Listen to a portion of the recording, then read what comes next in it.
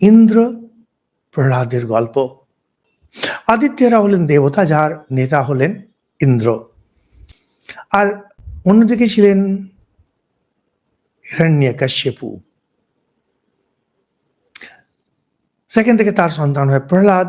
প্রহ্লাদ ভক্ত মানুষ, এমনি আচারী, খুব সুনাম।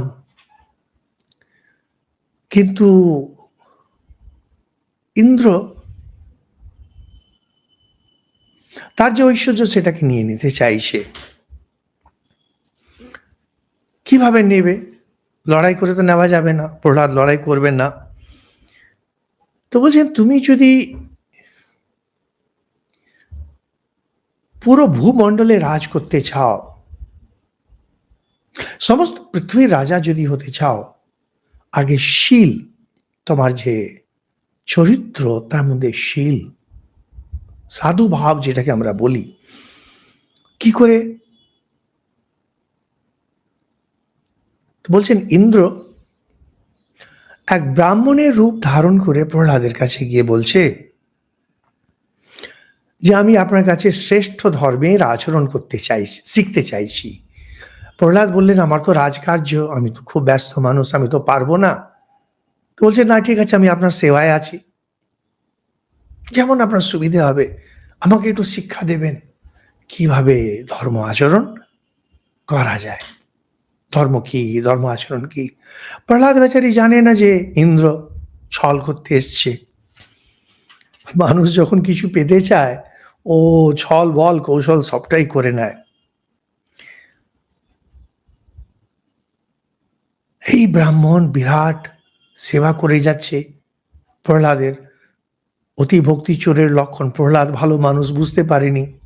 ভালো মানুষরা না বুঝতে পারে না চালুদের, সম্ভব না।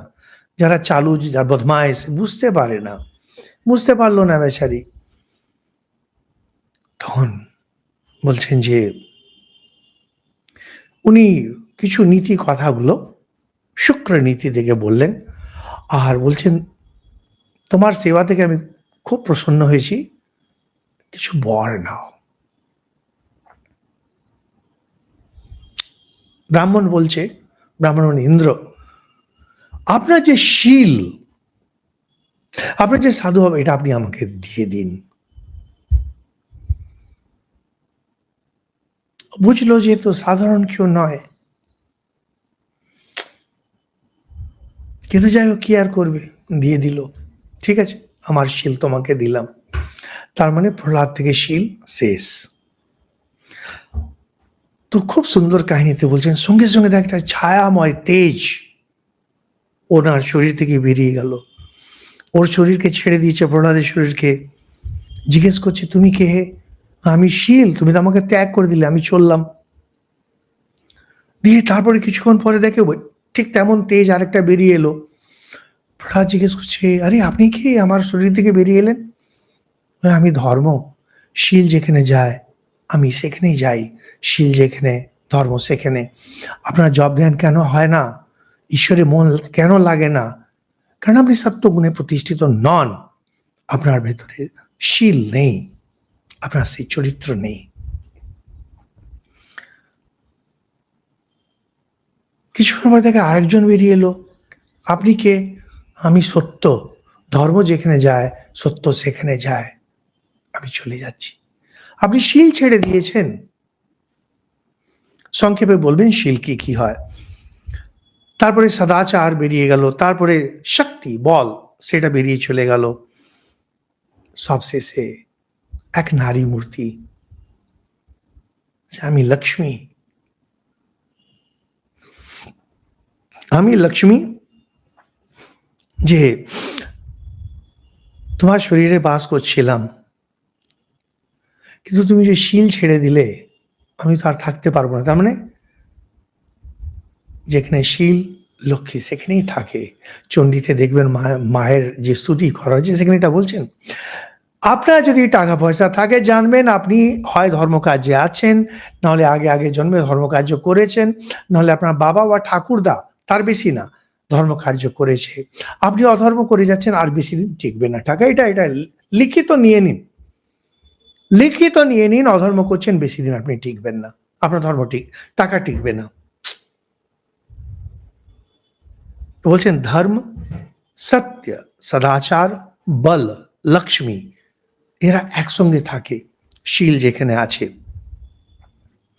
তখন বলছেন যে শীল কিভাবে পেতে পারি? তো তখন বলছেন অদ্রোহ সর্বভূতেষু, কারোর প্রতি দ্রোহ করো না, কারোর প্রতি রাগ করো না। কিভাবে? কোনো ক্রিয়া দিয়ে, ওয়াণী দিয়ে, মন দিয়ে। ইনক্লুসিভনেস। সবার ভিতরে তুমি, তোমার ভিতরে সবাই, সবার উপরে দয়া করা। দয়া বলতে কাউকে কষ্ট না দেওয়া কোনোভাবে। আর দান। अद्रोह सर्वभूतेषु कर्मणा मनसा गिरा अनुग्रह च दानम च शीलम एतत् प्रशस्यते। अद्रोह, अनुग्रह, দান, অনুদান, এই তিনটি করতে হয়। সবাইকে আপন মনে করে তার সঙ্গে ব্যবহার। বা যদি আপনি যোগ শাস্ত্রের দিক থেকে দেখেন, তখন এই যে ইয়ম, সত্য, অহিংসা, ব্রহ্মচর্য, অপরিগ্রহ আদি যে গুণগুলো বলা হয়েছে, এগুলোতে প্রতিষ্ঠিত থাকা।